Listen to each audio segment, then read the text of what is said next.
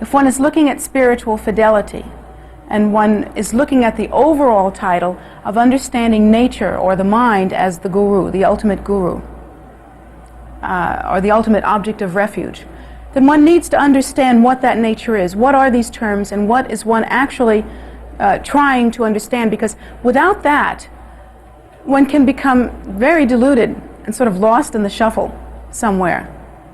One can make the mistake of thinking that spiritual fidelity is about listening to one's feelings without understanding that one's feelings may be actually a symptom or a result of confusion.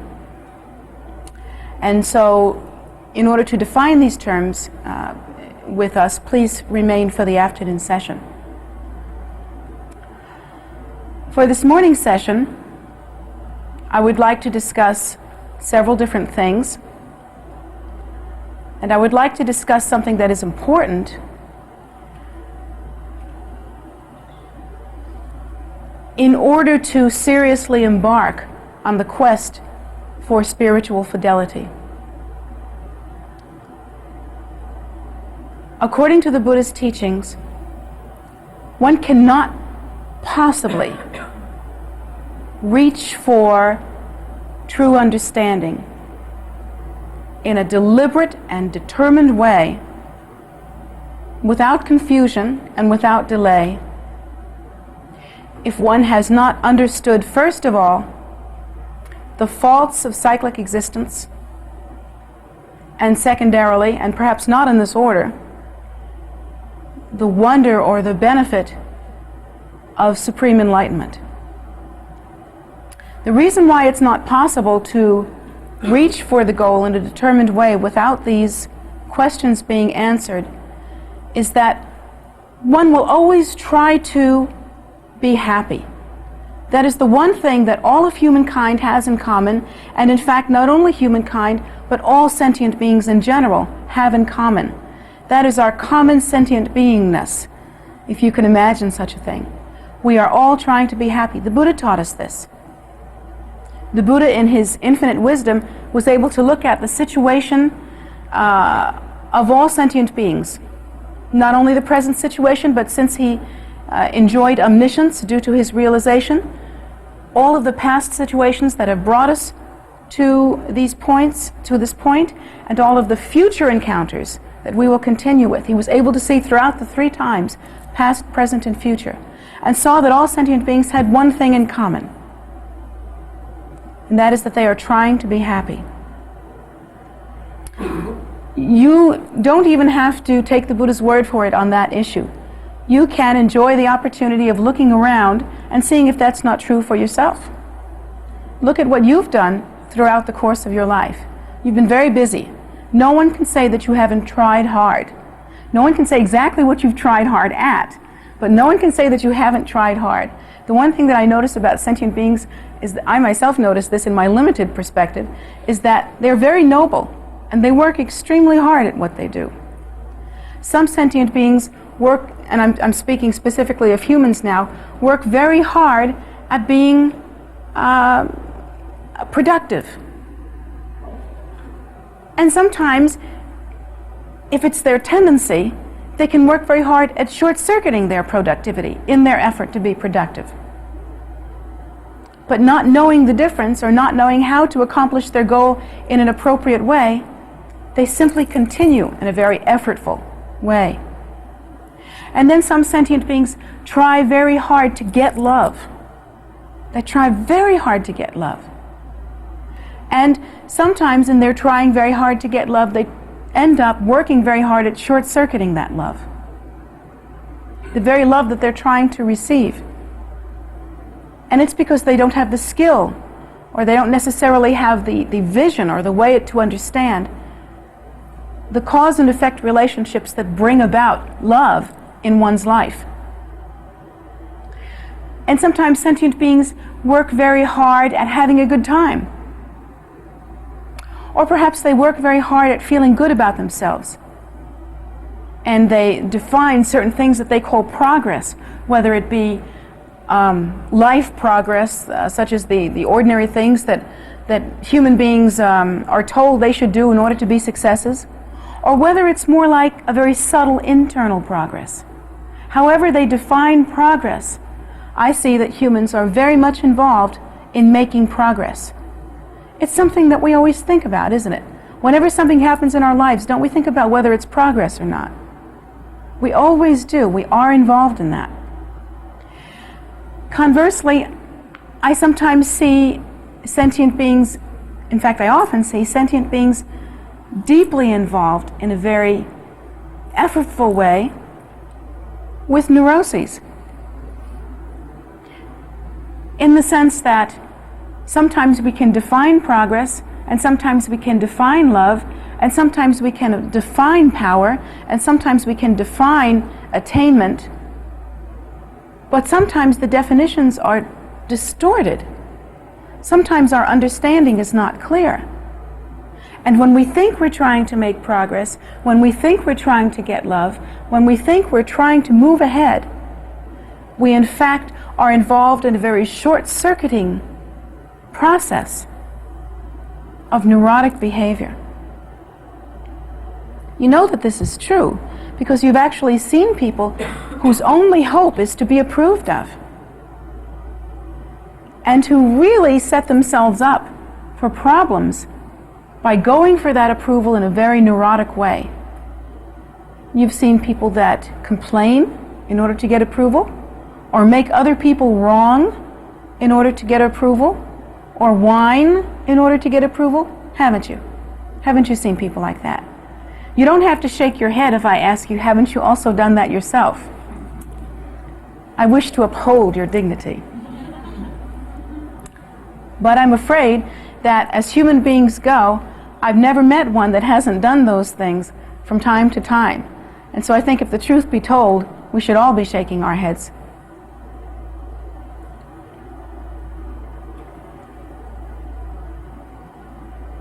But with all of this, you can't say that we're not busy. So it must be true what the Buddha says. The Buddha says that we are all trying to be happy. Trying has to be emphasized here. And happy has to be emphasized. What are we doing? Even when we act neurotic, we are trying to get relief. We are trying to feel better. We are trying to get something.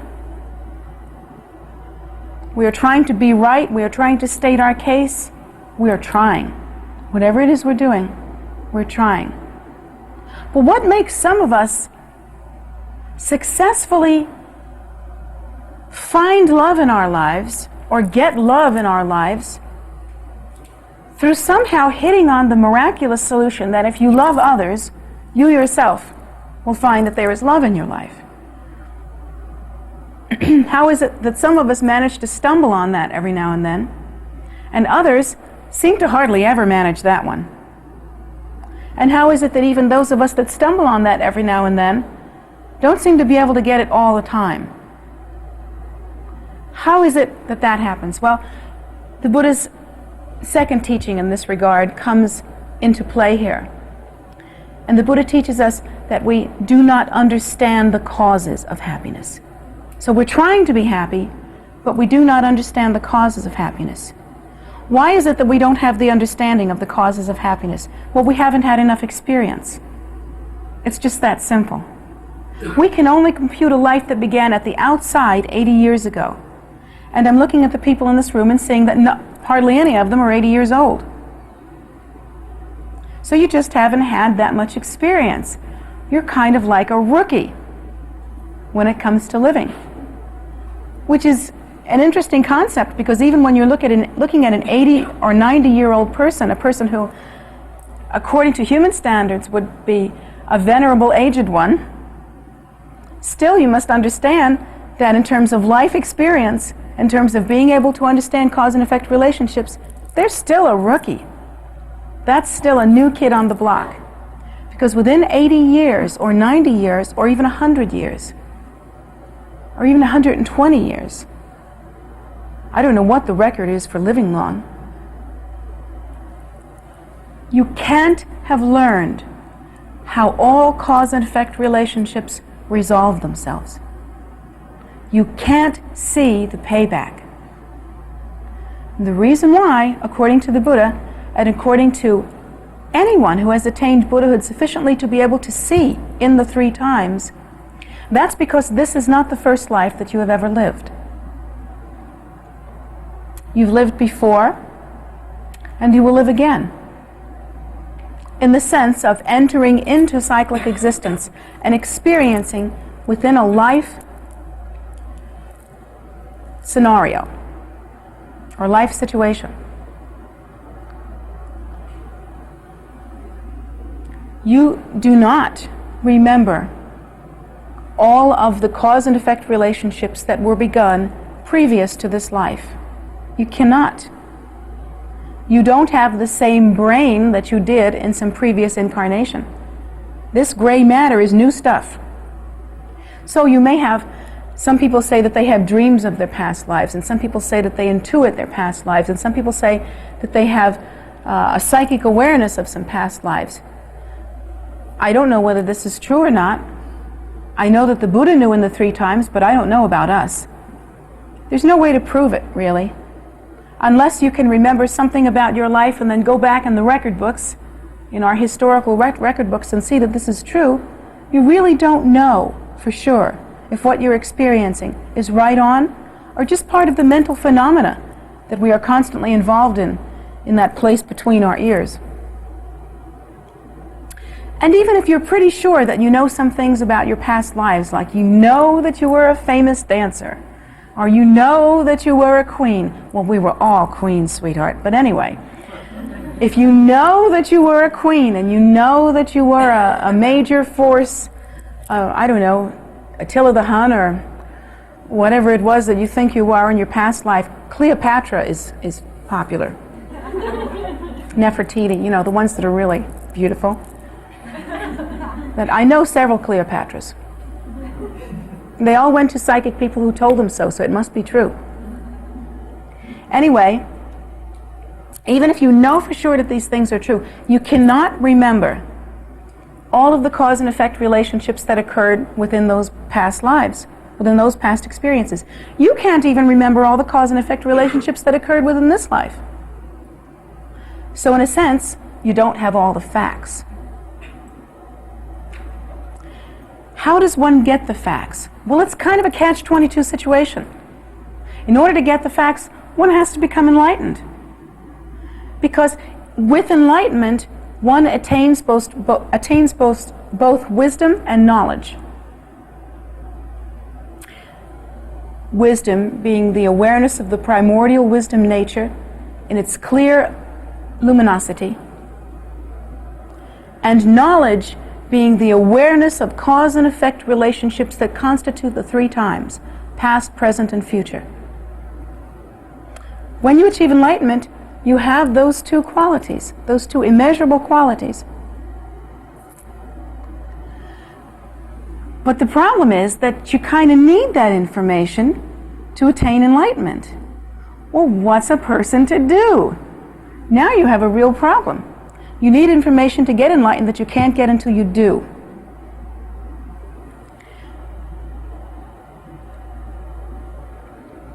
This is actually what one calls the fault of cyclic existence. Specifically, the Buddha teaches us that we're within cyclic existence, that is to say, of or having to do with those things that are born from the causes within cyclic existence and continue and resolve themselves within cyclic existence. There is no solution by which to achieve enlightenment. Do you understand what that means? That means that basically if you keep floating along, hoping for the best, thinking that someday, some divine intervention will come to you and work you over somehow, or the clouds will part and someday you'll hear the angels do the Hallelujah chorus, or whatever you think that this kind of experience is going to look like, the great aha, that within cyclic existence, unless you engage in the causes that produce such a result as enlightenment, you will not naturally find enlightenment. That means stumbling around through garbage, you're not likely to find the jewel. This is what the Buddha teaches. It is popular, though, to think that if I just sort of in an unintelligent way do my best, which means that we get to bumble around a lot. You know, we think that bumbling is a technique. So if we just get to bumble around a lot, that eventually we'll sort of reach the top of the mountain, or something will happen, and by grace we'll manage somehow. Well, the Buddha, this is not Buddhist philosophy. The Buddha teaches us that this doesn't happen. That specifically the causes that create enlightenment are not found naturally within cyclic existence. And that too is the fault of cyclic existence.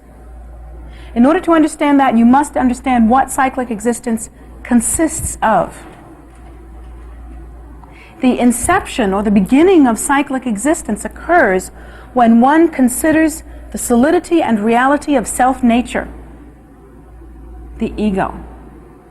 So that all of the experience that we have within the realm of cyclic existence is based on the perception of self-nature as being inherently real and solid. That's like the foundational supposition. That is what cyclic existence is. If you don't believe me, look around you.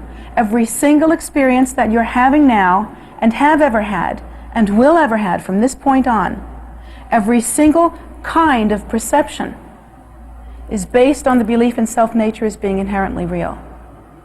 If it were not so, you would not perceive in the way that you do. Again, and I teach this frequently as a way to understand, the experience that you're having right now is one of relativity. You are listening to me. My voice sounds to you a certain way. It either sounds high or low, loud or soft, attractive or unattractive, masculine or feminine. And how does it sound that way to you? It sounds that way to your ears due to your comparing that sound with your own sounds. My voice could never be considered soft if an ant could hear it. If I held an ant right in front of me and spoke in my normal tone of voice, because an ant cannot make a sound as loud as I do. They do make sounds, but not as loudly as I do. So to him, my voice would be awesome. It would be incredible. But let's say to a gorilla, or a dinosaur, or if there were such a thing, a giant, I would sound kind of like a weenie, a tiny little thing, an insignificant little sound. And we are constantly engaged in a sense of comparing. Even if you do not compare my voice with the sounds that come from your throat, consciously, you are comparing them with other sounds that you have heard, other voices that you have heard. And all of that really boils down to understanding things as being relative to self. Here's my glass of water, which I always use as an example. And I have certain perceptual experiences regarding this glass of water. For instance, when I touch it, it feels cold. Well, how does that feel cold to me? It feels cold because I'm a warm-blooded animal. And compared to me, this liquid is cold. But to a fish that lives in the deep sea, they would not feel its coldness. You see that? The glass itself is small to me because I can easily pick it up. And I understand how to pick it up. It's just not a big deal. But to a cockroach, this glass is enormous. You could live in it. And it's formidable. You could drown in it. So these kinds of experiences that we have, every single one that you are engaged in right now, have to do with what is relative to self. And the reason why I take such a long time talking about this is because there are lots of people that are deeply involved in their own meditation and their own spirituality that say, oh no, I'm not fixated on self at all. You know, I think, I'm really pretty free of ego. I am pretty free of ego, which I love to hear, because it's just wonderful. well, I am not. And I think that it's better to find ourselves in a position where we can really understand that all of the experiences that we have are based on the foundational acceptance of self-nature as being inherently real. Because from that point of view, we can make some serious progress. If this is how the experience of cyclic existence is created, based on the acceptance of self-nature as being inherently real, then upon examining cyclic existence, we will see that not only do all of our perceptual experiences occur in that regard, but also that the additional experiences which we cannot really understand as directly perceptual also occur in that same way. That they are kind of what we call exaggerations or developments of basic perceptual experience. How does that work? And here we have to have some definitions in order to understand what we're talking about. How that works is that I have a certain perceptual experience of self. Determining what self is, I must constantly define other as being separate from self, and that's other person, other thing, other experience, that which is not self-nature. And even what I feel, what I think, becomes other than self, because it's what I think. So it becomes other than self. All experiences are done in that way. And continuing with that, once there is other must be defined, it must be explained, it must be understood, its definitions have to be constantly worked and reworked according to one's perceptual experience. This continually occurs. So that the exaggerations and the continuations from that point also are very fluid and depend on the belief in self-nature as being inherently real. A good example of that would be, I feel depressed, or I feel unloved, or I feel loved. Do you see what had to occur in order for that feeling to arise at all? And they have arisen in all of us, in every one of us. We have to base the whole thing on self-nature being inherently real. We have to determine what other is. We have to take a response to other and isolate it also as being other feelings and thoughts. And we have to continue with a process that is kind of like a continual bounce back, if you will. Perceptual experience of bouncing off of other, returning to self, bouncing off of other, returning to self, and continuing to exaggerate itself in a very strange way. Now, why is that a problem? Why can't you just have good responses and think good thoughts? Well, the problem is that you'll never be able to do that 100% of the time while you are perceiving in that externalized fashion, because all of your perceptions are based on the belief in self-nature as being inherently real. And according to the Buddha, that is a misconception.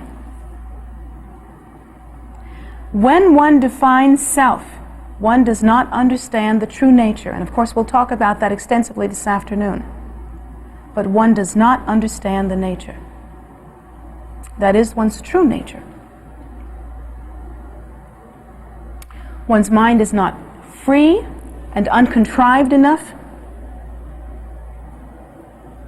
to reside spontaneously within that nature. One's mind is not spacious enough. It is caught up in the fixation of the perceptual experience that one engages in when one fixates on self. And we are fixated. That is the right word. That wasn't a mistake. This is the fault of cyclic existence. We can't see. We don't know. We do not have the experience to understand the causes that bring about happiness, and our process of perception and of experience is a deluded one in that, according to the Buddha, it is based on the belief in self-nature as being inherently real, which is a misconception.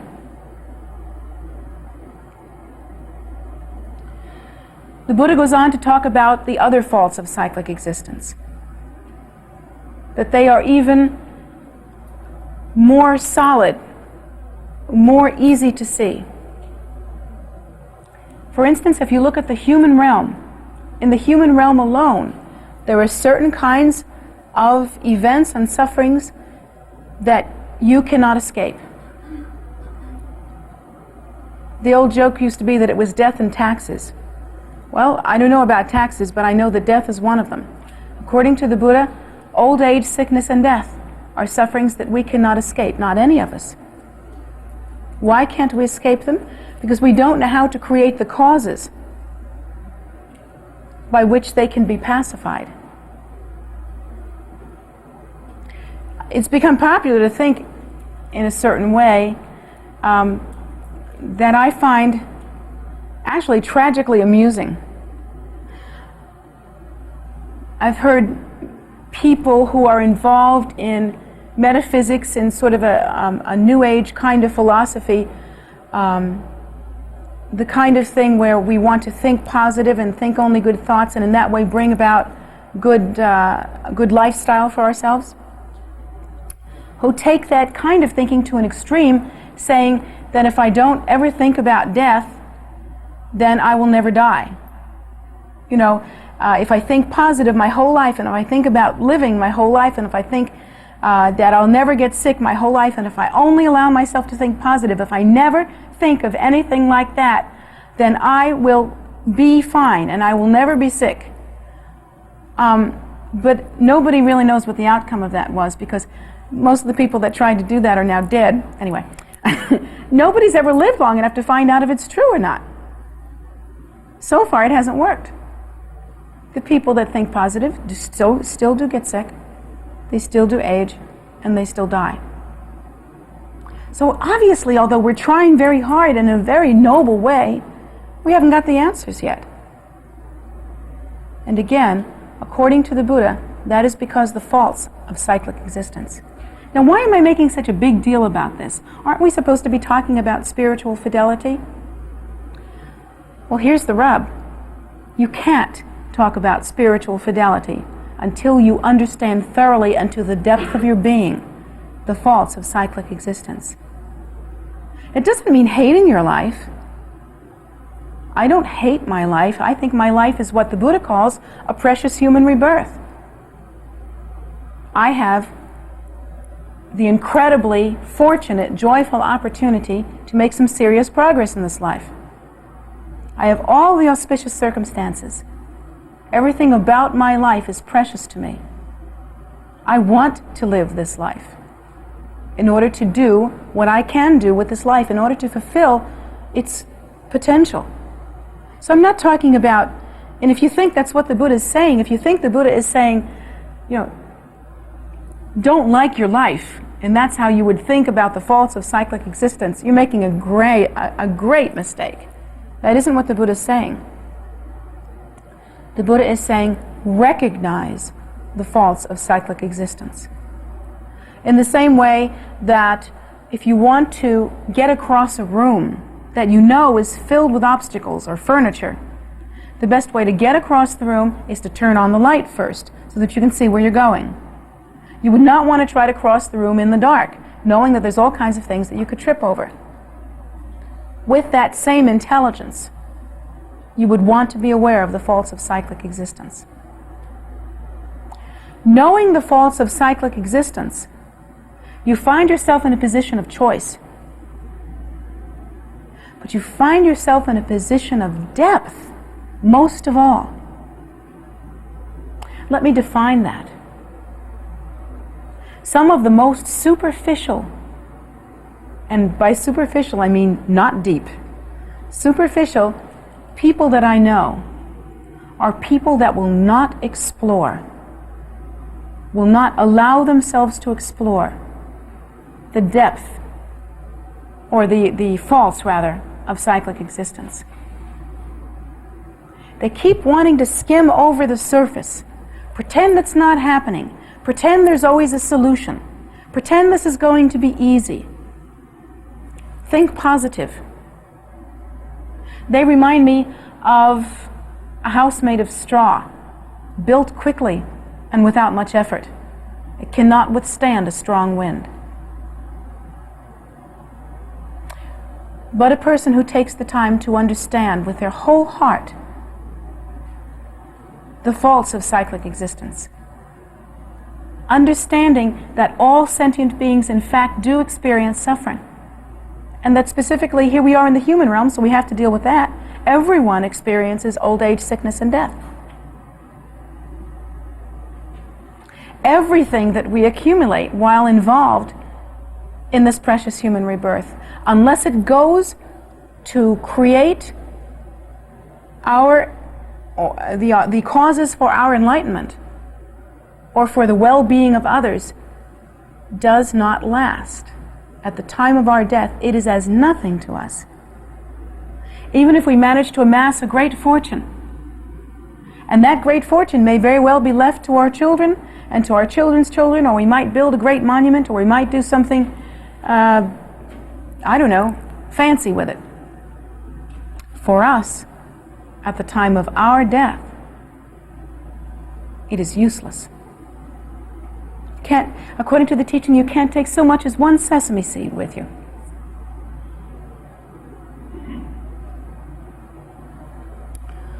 However, if through acts of generosity, if through practice, meditation, offering, contemplation, study, teaching, praying, if through these methods one moves closer to enlightenment, then the change occurs within our mind stream. There is more spaciousness. One is closer to enlightenment, to that experience of being free enough of all defilements so that one can view with fidelity one's own primordial wisdom nature. These things we must understand in a realistic fashion. If we do not understand them in a realistic fashion, we have no tools. If we will not teach ourselves these things with any depth and with any discipline, it's worse than having no tools. We have no arms. We can do nothing but flounder around with no intelligence.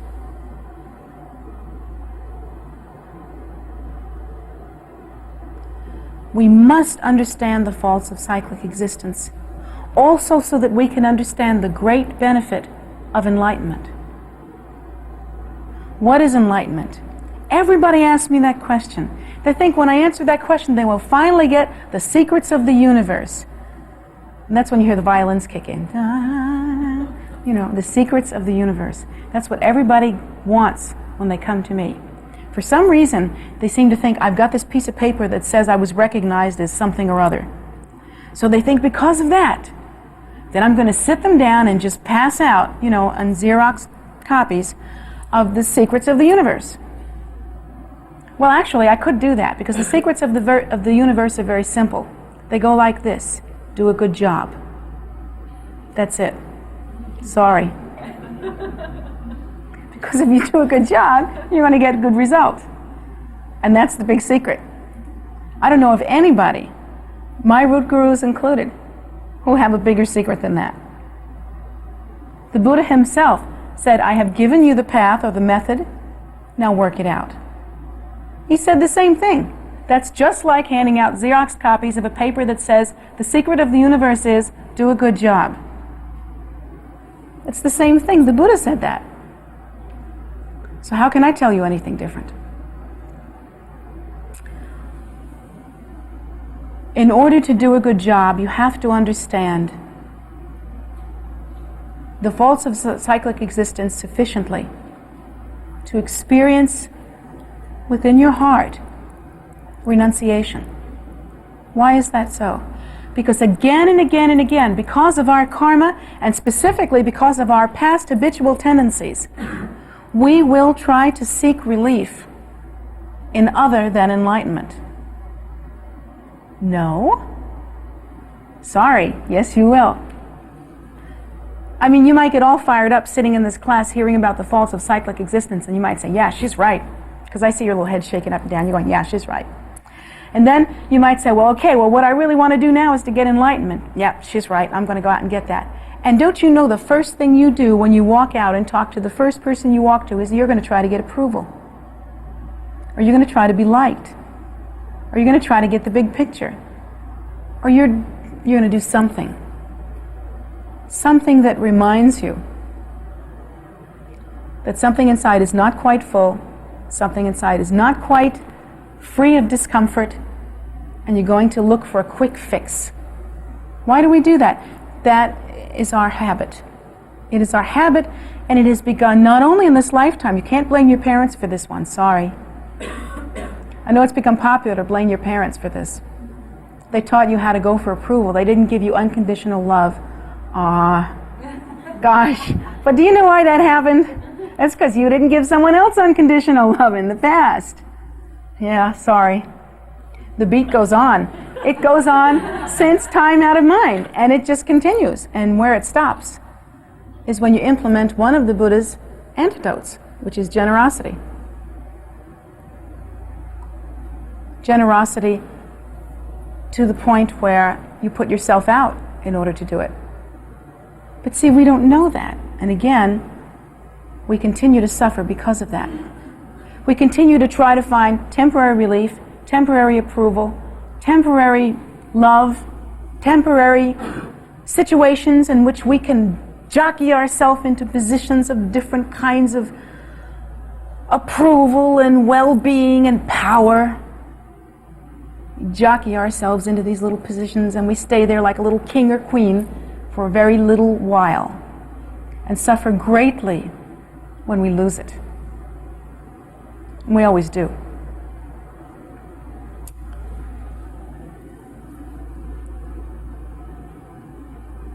When we engage in that kind of activity, we are not engaging in anything that will bring us peace. When we are engaging in that kind of temporary solution finding, when we are trying to manipulate our environment in order to get happy, using those diluted tools, our own perceptual experience, we are not doing anything but increasing our suffering. Because the more we crave power and approval, the more we jockey ourselves into position at the expense of someone else, and it's always at the expense of someone else. How can you get approval if you're not, at least to some degree, competing to be the best?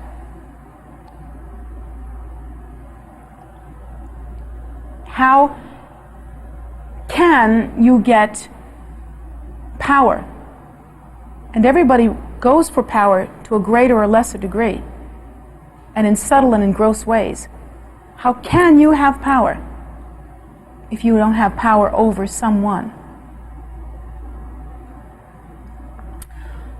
When we jockey ourselves into positions like that and grasp to that kind of temporary solution, we are actually creating the causes by which we continue to suffer. We think that we're getting relief, but it reminds me a lot of the kind of person that has like low blood sugar. And what they try to do is they try to take sugar to get a quick fix, and it causes their... Do you know about this? Do you know what I'm talking about? It causes their blood sugar to go down or something like that, and to leave them with less energy than they had before, rather than perhaps engaging in an overall lifestyle of proper diet, sufficient protein and complex carbohydrates and all that stuff, and exercise and all those good things, and to go through the discipline of living a good life in order to maintain a smoother and more reliable result. It reminds me of that.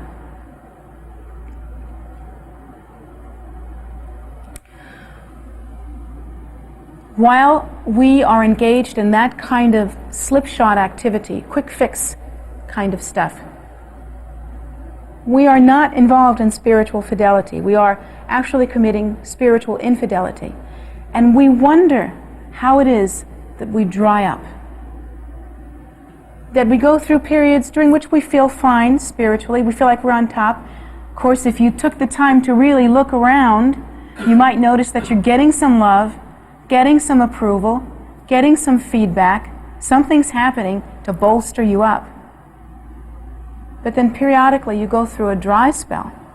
You run out of juice. And if you look carefully, you'll see that some of your internal structures have failed you. And usually they have failed you due to a lack of external support. You're not being fed. Something's not happening.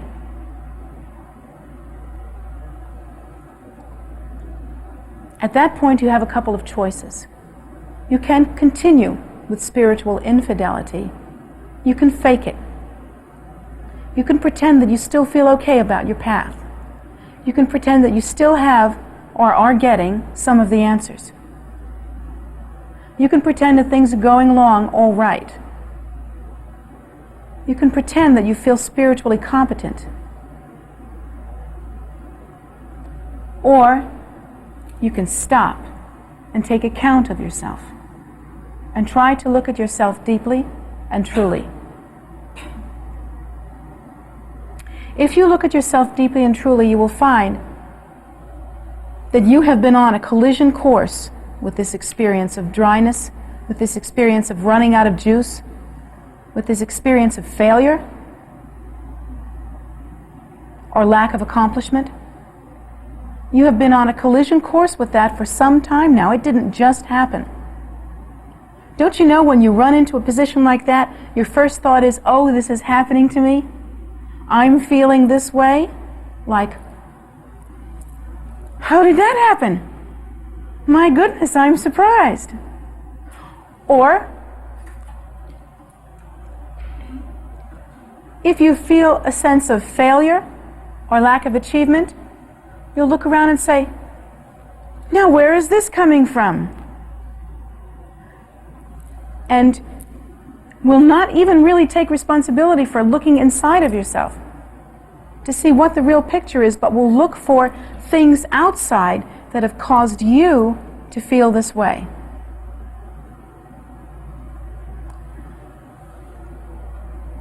If, however, you wish to practice spiritual fidelity, you will look for the real causes that have brought you to this point in your practice. And those real causes, if you really examine them, will always be that you were going for a quick fix, that you were trying to stay on a roll, stay high, with the perceptual cause and effect relationships that are involved in egocentricity. Defining, redefining, evaluating, reevaluating self. And specifically, self in relation to other. That you constantly were engaged in those things that self requires. Approval, power, desire.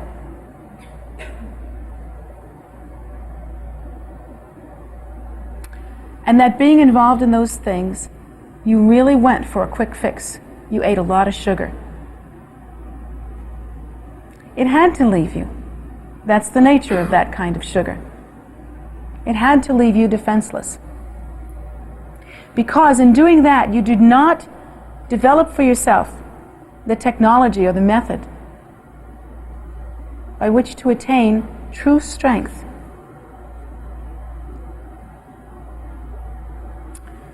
Perhaps it would go like this. Perhaps it would sound like this. Perhaps if you had really examined for yourself the fault of cyclic existence and determined for yourself that the only important thing was to achieve realization sufficiently as to pacify all of these causes that continue our involvement in cyclic existence, and sufficiently to create the most auspicious result, of the recognition of and the awakening to the true primordial wisdom nature.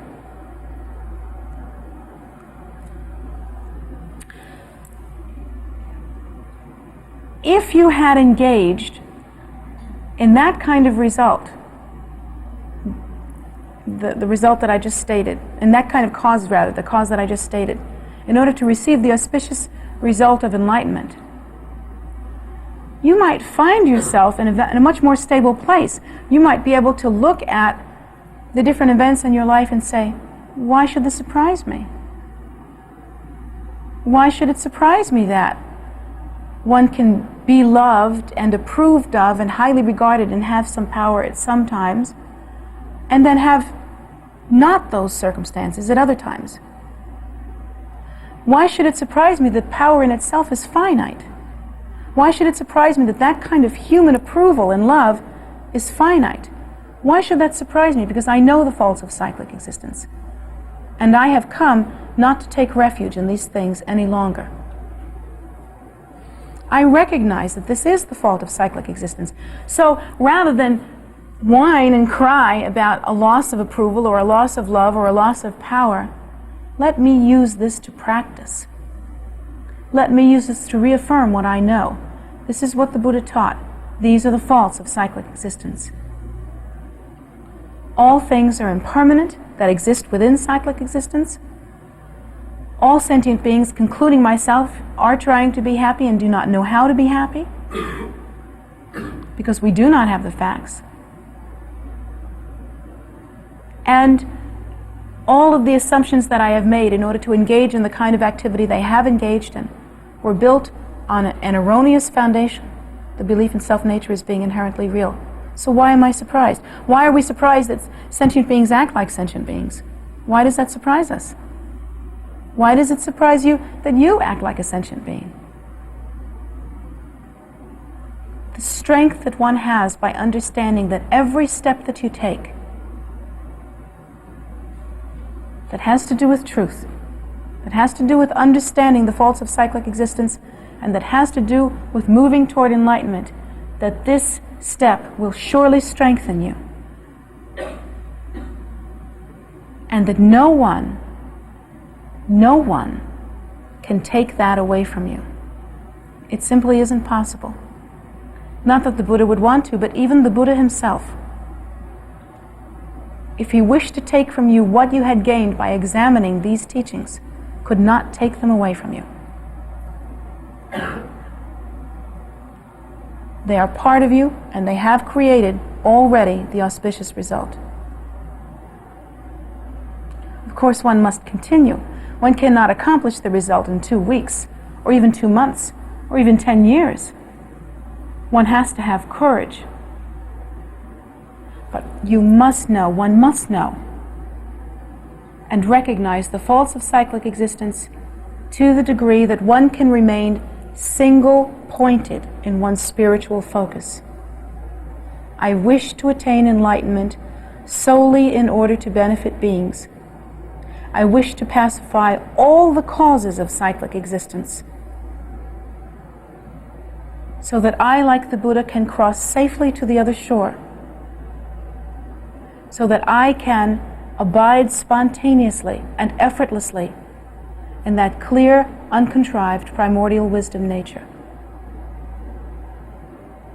This is the only goal worth having. That nature cannot be defiled. It cannot disappear. It cannot move away from you. Attaining the purer and purer view through your efforts and through your discipline, moving closer and closer to the realization of your own true nature, will then result in stability within that precious awakened state. These are the teachings, and that is the truth. No one would lie to you about that. But would you hear lies, and would you lie to yourself about these things that are temporary and impermanent? About these things that have to do with human frailty and the perception of self-nature? These things that have to do with approval and power? Yes. Spiritual fidelity can only be attained when you really get the big picture. You cannot be true to yourself if you do not understand what you're talking about, what that nature that you are truly is. And if you do not understand that this experience that you are having is a perceptual experience based on a basic distortion called cyclic existence. In truth, one has to abandon it from the depth of one's heart. What's she saying? Do I have to dress up in those kind of clothes? Do I have to really change my life radically? I don't particularly care what the outer form looks like. There are many different ways to practice that kind of spiritual fidelity. You can practice it in such a way that you express in a very external fashion the institution of renunciation, as monks and nuns do. But you can also, as a lay person, practice spiritual fidelity and renunciation to the depth of your heart. To consider that anything that you do within cyclic existence is almost like a child's dance. It is what it is, but it ain't what it ain't. To practice that kind of renunciation is also extremely effective. One becomes certain of the ultimate result. One becomes certain that one will do nothing but achieve that result. And one becomes completely uninfatuated with those things that used to trip us up time and time again. One stops wasting one's time. And until we really get that picture, that's exactly what we're doing. Any step that we take that does not move towards supreme realization with depth and abandoning superficiality is a waste of our time. According to the Buddha, this precious human rebirth is extremely difficult to obtain.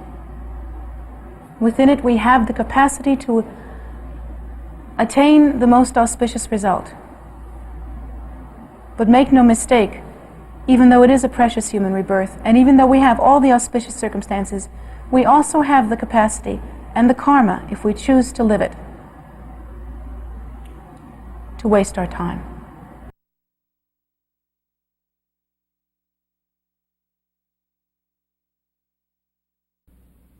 Nanda